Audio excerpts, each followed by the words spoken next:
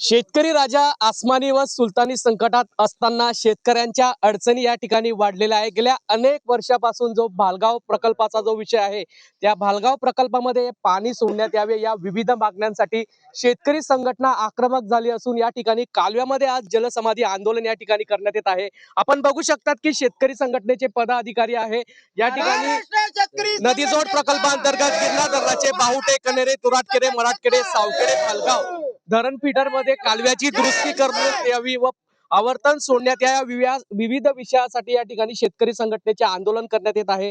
आमच्या सोबत शेतकरी संघटनेचे नेते सुनील देवरे आहेत। काय सांगणार? शेतकऱ्यांच्या अडचणी काही कमी होताना दिसून येत नाहीये, आज आंदोलन करता आहात, काय सांगाल? हे बघा, आपण म्हणतो शासन मायबाप असतं, पण आम्हाला असं कुठेही दिसून येत नाही।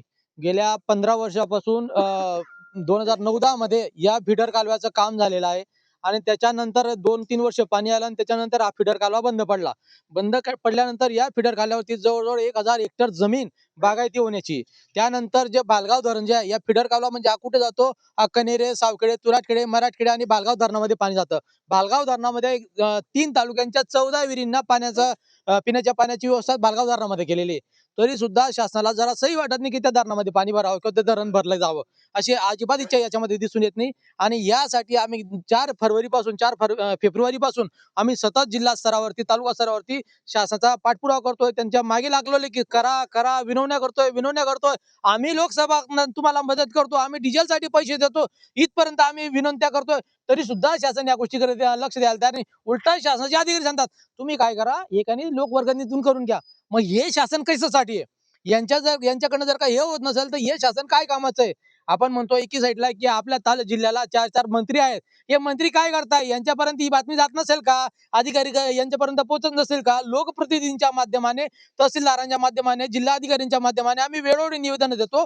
गावातले सरपंच असतील, पदाधिकारी असतील, गावातले माजी सरपंच असतील, हे सर्वांनी पाठपुरावा केल्यावर सुद्धा हे लोक लक्ष देत नसेल तर यासारखा दुर्दैव दुसरं कुठला नाही।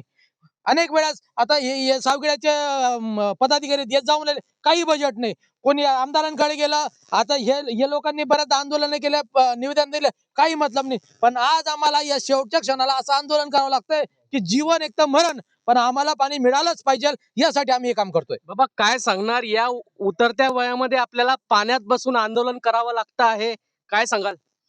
पाण्यात बसून उतरत्या वयामध्ये जे मी आंदोलन करतो की येणाऱ्या काळामध्ये गावाची परिस्थिती अशी आहे हालाकीची। आमचं गाव एक पहिल्यांदा बरड्यामध्ये आहे आणि भालगावला आमच्या गावाच्या विहिरी आहेत पाण्याच्या, आणि जे शेतीचे आता या वर्षाला पहिल्यांदाच पिकं वाया गेले आणि आता जे पिकामध्ये जे आहेत ते काही शेतामध्ये पिकं भरलेले आहेत आणि त्या पिकांना जरी आवडे 8 दिवसामध्ये पाणी मिळालं तर ते पिकं येतील आणि तो धरण पण तिकडे भरला जाईल आणि समस्या सर्वांच्या सवाल होतात त्याच्यामध्ये।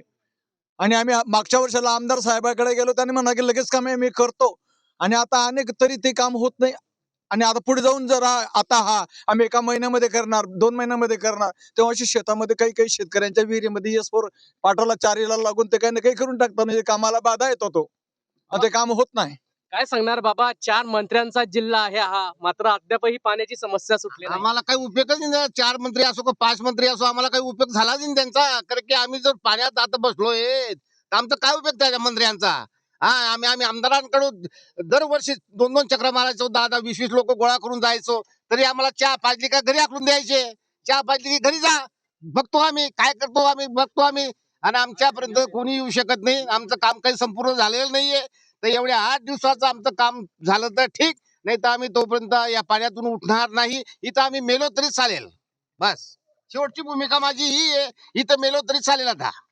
नक्कीच या ठिकाणी शेतकऱ्यांचा पाण्याचा प्रश्न या ठिकाणी सोडवण्यात यावा, कारण शेतकरी राजा हा आधीच आसमानी व सुलतानी संकटात असताना शेतकऱ्यांना आपल्या शेतासाठी पाणी उपलब्ध व्हावं या मागणीसाठी आज शेतकरी या ठिकाणी आक्रमक झाले आहे।